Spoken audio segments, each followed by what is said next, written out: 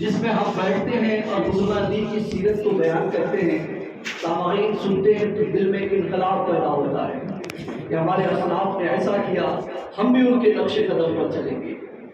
لیکن جو main program ہے اس میں لوگ بہت کم بیٹھتے ہیں، اور جو باقی کے پروگرامز ہیں اس میں کثرت سے حاضری لیتے ہیں۔ اللہ تبارک و تعالیٰ جس طریقے سے آپ حضرات حاضر آئے ہیں، اسی طریقے سے دیگر لوگوں کو بھی اللہ حاضر ہونے کی توفیق عطا فرمائے۔ حضرات محترم، اس غربتن دور میں پراشور ماحول میں جب دنیا اپنوں کو بھول بیٹھی ہے، ایسے وقت میں اللہ والوں کو یاد کرنا ہمیں بہت کچھ سکھاتا ہے، بہت کچھ بتاتا ہے۔ کتنے ہمارے عزیز ہیں، برسوں سے ہماری ملاقات کے لیے وہ منتظر ہیں کہ آپ آئیے، ملاقات کرنی ہے، کب آئیں گے، فون آتا ہے۔ کبھی کبھی یہ بھی کہتے جانے آنے کا کرایہ بھاڑا بھی ہم دے دیں گے، گاڑی بھیج دیتے ہیں، پھر بھی جانے کا موقع نہیں ملتا ہے۔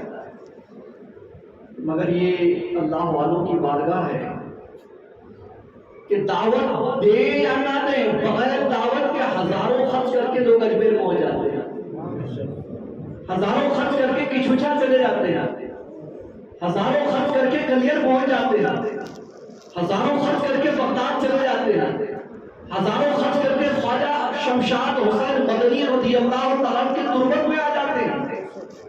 معاملہ کیا ہے؟ ان سے ہمارا خالو کا رشتہ ہے، ماموں کا رشتہ ہے، چچا کا رشتہ ہے، بھائی کا رشتہ ہے، دیگر سارے رشتے ہیں۔ ان سے تو ہماری چچا کا بھی رشتہ نہیں ہے، ماموں کا بھی رشتہ نہیں ہے، خالو کا بھی رشتہ نہیں ہے۔ پھر کیا بات ہے وہ بلائے تو بھی نہ جا پائے، یہ بن بلائے ہم آ جاتے ہیں۔ یہ رشتہ کون سا ہے؟ تو ہمارا رشتہ اللہ والوں سے، روح والوں کا رشتہ روحانیت والوں سے، یہ رشتہ روح والوں کا روحانیت والوں سے۔ جب تک روح والوں کا رشتہ روحانیت والوں سے قائم ہے تب تک ہمارا ایمان سلامت ہے، اور جس دن روح والوں کا رشتہ روحانیت والوں سے ختم ہو جائے ہمارے ایمان کی حفاظت کی کوئی گارنٹی نہیں۔ جب تک ہمارا رشتہ اللہ والوں سے برقرار، ہمارا ایمان محفوظ، ہم برقرار، ہمیں کوئی یہاں سے ہلا نہیں سکتا، ہمیں کوئی یہاں سے ہٹا نہیں سکتا، ہمیں کوئی یہاں سے بھگا نہیں سکتا۔ ذرا سوچ کر کے دیکھ لیجیے، خواجہ معین الدین چشتی نے راجہ پیر کبیر راج کے اونٹوں کو بٹھایا تو کوئی اٹھا نہیں پایا۔ ہم جیسے مسلمانوں کو ہندوستان میں خواجہ نے بسایا تو کون ہمیں اٹھا سکتا ہے، کون ہمیں بھگا سکتا ہے؟ یہ اللہ والوں کا ملک ہے، یہ اللہ والوں نے یہاں پر اسلام پھیلایا ہے، اللہ والے یہاں پر آ کر کے ہمیں بسایا ہے، تو ہمیں کوئی ہلا نہیں سکتا ہے، ہمیں کوئی ہٹا نہیں سکتا ہے، ہمیں کوئی بھگا نہیں سکتا ہے۔ کب تک؟ جب تک ہمارا رشتہ ان کی روحانیت سے برقرار ہے۔ اس دنیا میں دو طرح کے لوگ ہیں، ایک روح والا ہے، ایک روحانیت والا ہے۔ روح والے مسجد میں بیٹھے ہیں، روحانیت والے آرام فرما رہے ہیں۔ روح والے یہاں بیٹھے ہیں، روحانیت والے وہاں آرام فرما رہے ہیں۔ دونوں میں فرق کیا ہے؟ روح والوں کا حال یہ ہے، جب تک روح جسم میں ہے زبان بات کرتی ہے، روح جسم میں ہے کان سنا کرتا ہے، روح جسم میں ہے آنکھیں دیکھا کرتی ہے، روح جسم میں ہے ہاتھوں میں حرکت نظر آتی ہے، روح جسم میں ہے پاؤں چلا کرتا ہے، روح جسم میں ہے دماغ کام کرتا ہے۔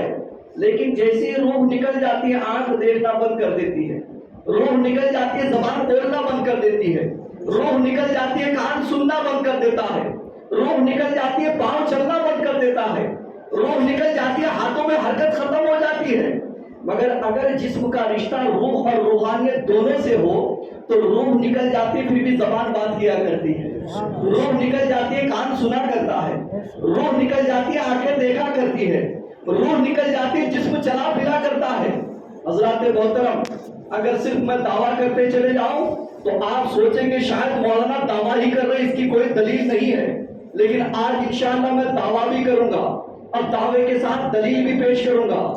حضرت اعلیٰ حضرت امام محمد رضا فاضل بریلوی علی رحمت و رضوان اپنی کتاب الاتباع میں حضرت علامہ مناوی رحمت اللہ تعالی علیہ کا ایک قول نقل فرماتے ہیں. علامہ مناوی علی رحمت و رضوان فرماتے ہیں النفوس القدسیہ اذا تجردت عن العلائق البدنیہ اتصلت بالملأ الاعلی ولم يبق لها حجاب ترى وتسمع الكل كالمشاهدہ. آپ فرماتے ہیں کہ اللہ والوں کے جسم سے جب روح نکل جاتی ہے تو ان کے جسم کے علائق جب ختم ہو جاتے ہیں تو ملائے اعلیٰ سے وہ متصل ہو جاتے ہیں، یعنی ان کے اندر فرشتوں سے اعلیٰ طاقت پیدا ہو جاتی ہے. اب ان کا حال یہ ہوتا ہے کہ ان کی نگاہوں کا پردہ اٹھ جاتا ہے، کانوں سے پردہ اٹھ جاتا ہے، سارے پردے ان کے لیے ختم ہو جاتے ہیں، ان کے حجابات ختم ہو جاتے ہیں.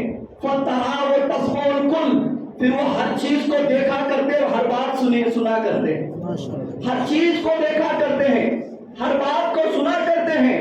کل مشاہدہ کی طرح، جس طریقے سے میں آپ کو دیکھتا ہوں یہ میرا مشاہدہ ہے، آپ مجھے دیکھتے ہیں یہ آپ کا مشاہدہ ہے، ایسی غارپی سرکار ہمیں دیکھتے ہیں یہ ان کا مشاہدہ ہے. حالانکہ ان کے نگاہوں کے اوپر مٹی کا ڈھیر رکھا ہوا ہے، پتھر چڑھے ہوئے ہیں، ٹائلز لگے ہوئے ہیں، مگر یہ ٹائلز انہیں دیکھنے سے روک نہیں سکتی، ان کے کانوں کو سننے سے روک نہیں سکتی، ان کے جسم کو حرکت میں آنے سے روک نہیں سکتے. یہی یہ کہہ رہے ہیں. آئیے دعوے کے دلیل کے طور پر آپ کو بتاؤں، حضرت بابا فرید الدین گنج شکر رحمت اللہ تعالیٰ علیہ خواجہ معین الدین چشتی کے دربار میں بیٹھ کر قرآن پاک کی تلاوت کر رہے ہیں. مزار کے اندر خواجہ صاحب ہیں، مزار کے باہر بیٹھ کر بابا فرید الدین تلاوت فرما رہے ہیں، قرآن کی تلاوت ہو رہی ہے. الحمدللہ کے الف سے لے کر آپ تلاوت فرمانا شروع کرتے ہیں. جب آپ سورہ کہف میں پہنچ جاتے ہیں 16ویں پارے میں تو فرماتے ہیں کہ مجھ سے تلاوت کرنے میں ایک حرف چھوٹ جاتا ہے. تو مزار کے اندر سے آواز آتی ہے بابا فرید الدین تو نے تلاوت کرنے میں ایک حرف چھوڑ دیا ہے. فرید الدین تو نے تلاوت میں سورہ کہف کا فلاں حرف چھوڑ دیا ہے، پیچھے پلٹو اور پیچھے سے تلاوت کرو. بابا فرید الدین کہتے میں نے تلاوت پھر سے ریپلے کیا، پیچھے سے تلاوت کرنا شروع کیا. اب مزار سے کوئی آواز نہیں آئی، میں نے مکمل قرآن کی تلاوت کی اور تلاوت کرنے کے بعد اپنا سر خواجہ کے قدموں پر رکھ دیا اور رکھنے کے بعد عرض کیا حضور مجھے نہیں پتا میں جنتی ہوں کہ جہنمی ہوں، آپ ذرا میری رہنمائی فرما دیں کہ میری بخشش ہو سکتی ہے کہ نہیں ہو سکتی ہے، میں جنتی ہوں کہ جہنمی ہوں، آپ رہنمائی فرما دیں. تو مزار کے اندر سے آواز آتی ہے جو اس قدر اخلاص کے ساتھ اللہ کے کلام کو تلاوت کرے بیٹا وہ جہنمی نہیں وہ تو جنتی ہوتا ہے. تو جہنمی نہیں ہے، تو جنتی ہے. اللہ نے تجھے جنتی بنایا ہے. اب مجھے کہنے نہ دیا جائے یہ جو مٹی کا ڈھیر مزار کے اوپر نظر آتا ہے یہ کیا ہے؟ یہاں پر روح کا جلوہ ہے، اور جو اندر سے آواز دیتے ہیں وہاں تو روحانیت کا جلوہ ہے. روح والا ہوتا ہے وہ ہوتا ہے جو ہماری نگاہوں سے ختم ہو جاتا ہے، مگر روحانیت والے وہ ہوتے ہیں جو ختم ہونے کے بعد بھی زندگی کا ثبوت دیا کرتے ہیں. تو خواجہ شمشاد حسین مدنی کو کوئی